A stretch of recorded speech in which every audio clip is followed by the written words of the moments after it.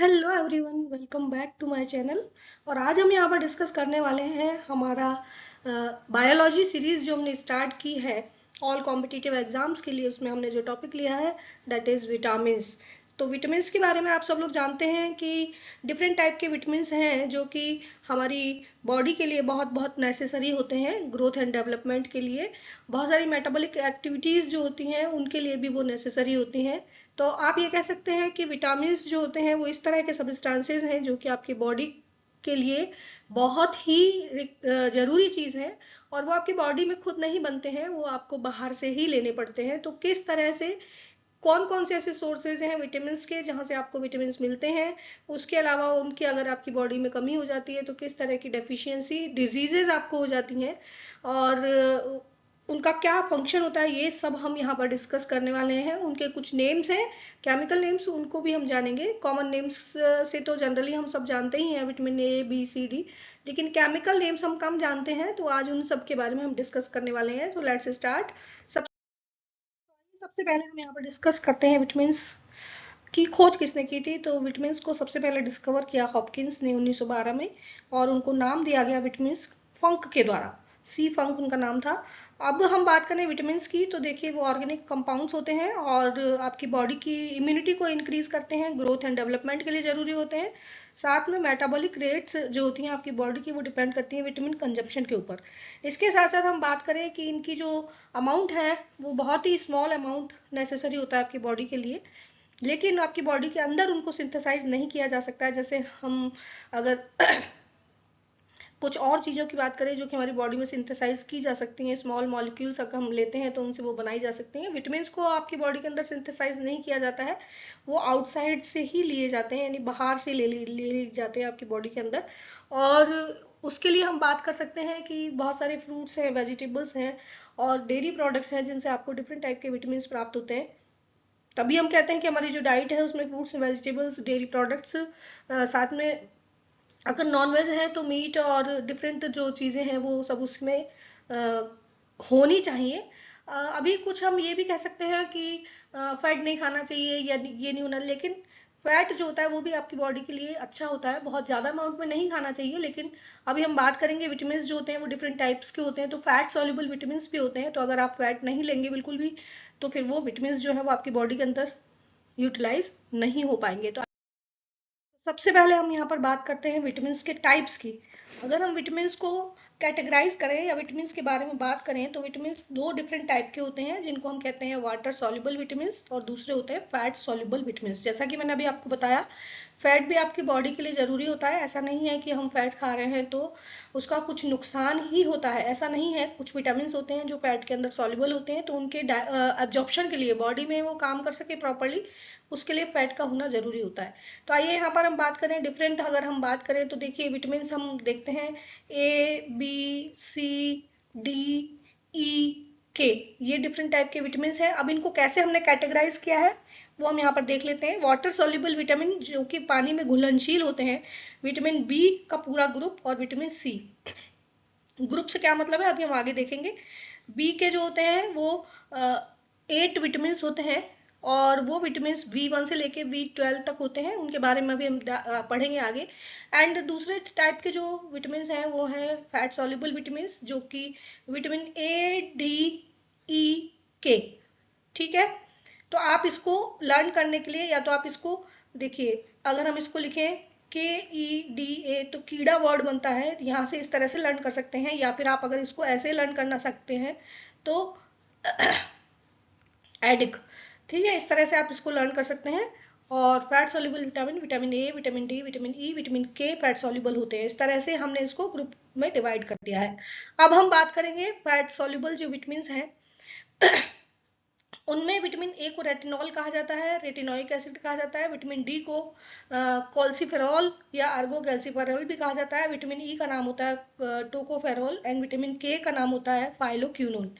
Vitamin B की बात करते हैं तो विटामिन बी के अंदर 9 विटामिन इंक्लूडेड होते हैं, और जो विटामिन सी है उसका नाम होता है एस्कॉर्बिक एसिड। विटामिन सी को हम क्या कहते हैं? एस्कॉर्बिक एसिड कहते हैं। विटामिन बी कॉम्प्लेक्स यानी कि उनका एक जो ग्रुप है उसमें कितने विटामिन हैं? विटामिन 9 विटामिन हैं। इनको हम देखिए डिवाइड कर देते हैं। विटामिन B1, B2, और उसके अलावा B3, यहाँ अगर हम देखें तो ये B3, B4, B7 और B5,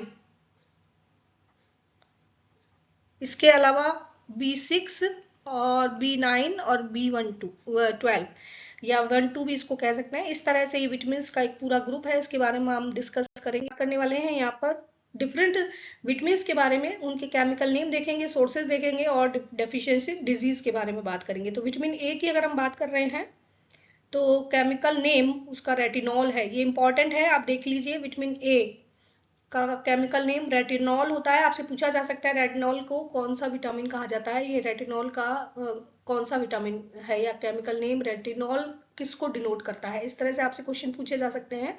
सोर्सेज की अगर हम बात करें तो विटामिन ए के सोर्सेज हैं गाजर, पपीता, mango, green leafy vegetables.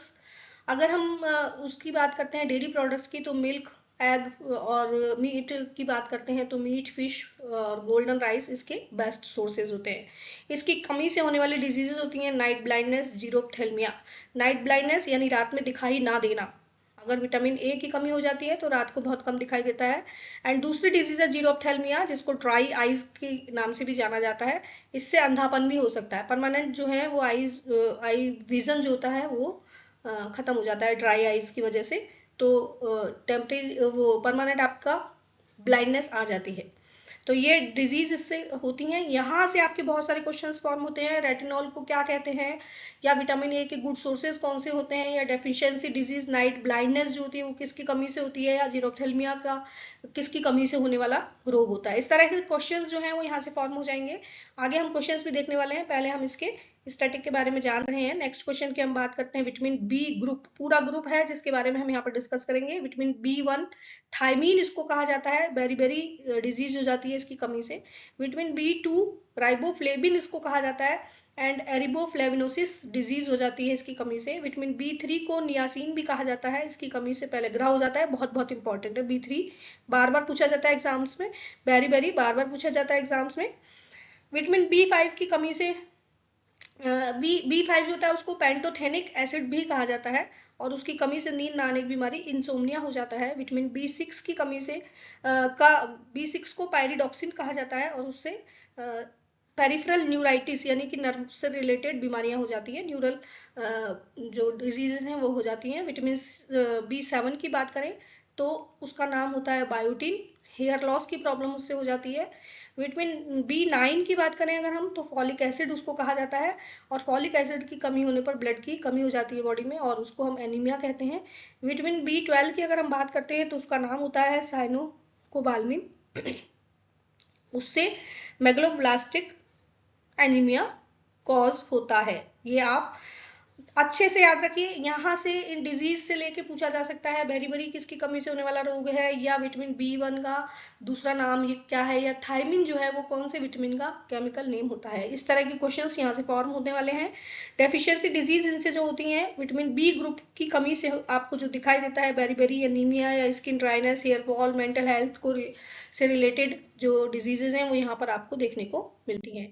Next हम बात करेंगे vitamin C, chemical name ascorbic acid होता है, बहुत बहुत इंपॉर्टेंट है, जैसा कि मैं आपको पहले भी बता चुकी हूँ। सोर्सेज होते हैं इसके सिट्रस फ्रूट्स, सारे जो खट्टे फल होते हैं उन सबके अंदर विटामिन C पाया जाता है। आंवला इसका गुड सोर्स होता है, लेमन है या ऑरेंज है, इस फैमिली के जितने भी फ्रूट्स हैं वो सब इसके गुड सोर्स होते हैं। डेफिशिएंसी डिजीज में स्कर्वी नाम की एक डिजीज हो जाती है, और स्कर्वी में ब्लीडिंग ऑफ गम्स, आपके जो दांत के मसूड़े होते हैं या गम्स होते हैं वो स्वेल अप हो जाते हैं और उनसे ब्लीडिंग होने लगता है, इसको कहते हैं स्कर्वी। इस तरह से विटामिन C की कमी से होने वाली डिजीजेज ये होती हैं। नेक्स्ट हम बात करें विटामिन D, सब लोग जानते हैं, इसको हम सनशाइन विटामिन भी कहते हैं, क्योंकि ये हमें कहाँ से मिलता है, मोस्टली सनलाइट से मिलता है। यानी कि आप अगर सनलाइट लेते हैं तो आपकी बॉडी की जो सेल्स होती हैं वो विटामिन D का फॉर्मेशन करने लगती हैं।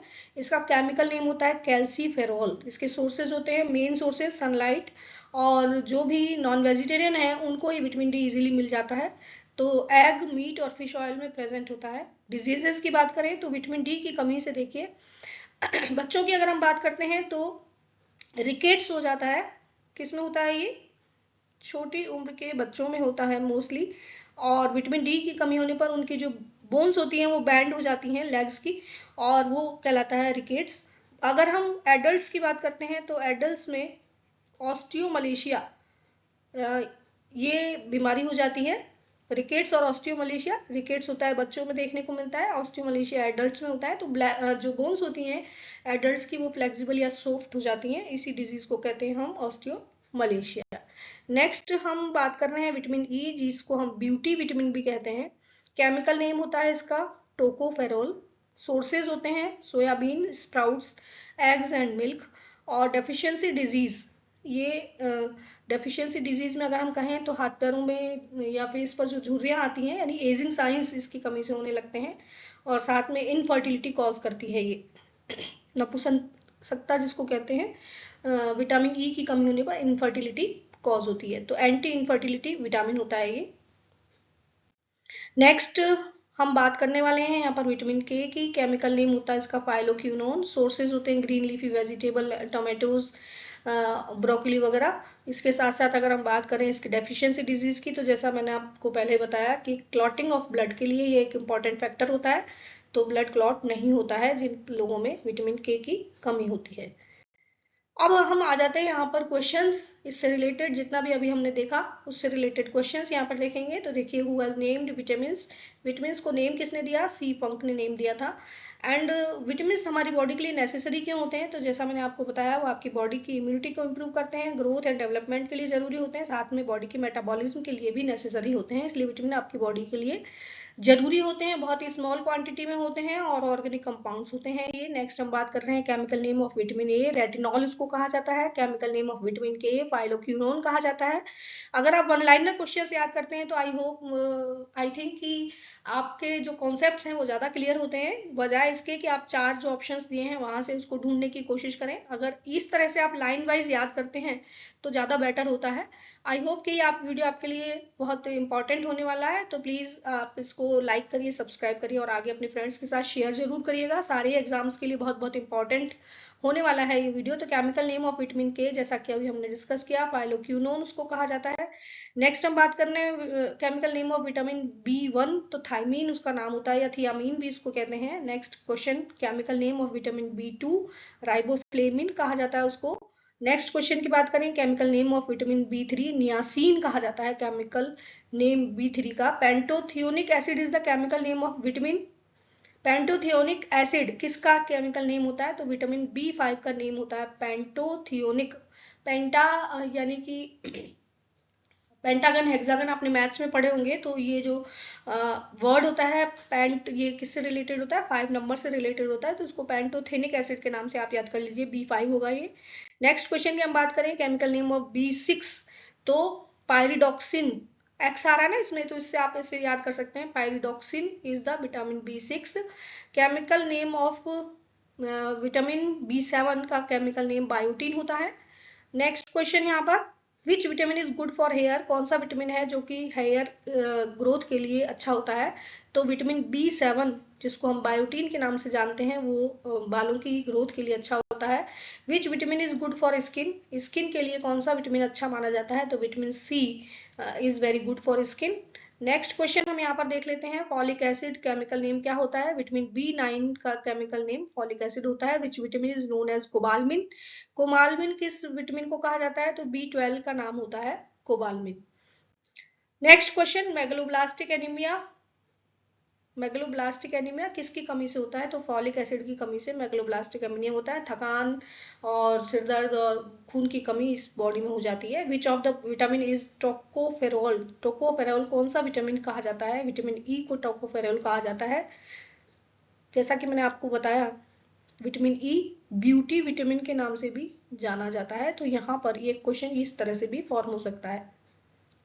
Next question, vitamin which vitamin is helpful in clotting of blood, तो विटामिन के उसके लिए हेल्पफुल होता है। इनफर्टिलिटी कॉज होती है किसकी वजह से, विटामिन के की कमी की वजह से, तो lack of vitamin K cause infertility.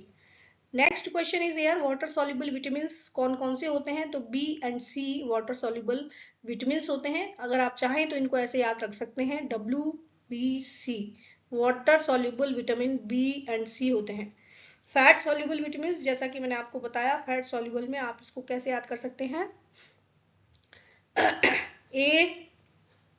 ADEK, अधिक करके इसको याद करिए, या इसको KEDA, कीड़ा करके याद करिए। कैसे भी, किसी भी तरीके से आप उसको याद कर सकते हैं, या आपके ऊपर डिपेंड है आपको कौन सा इजी लगता है।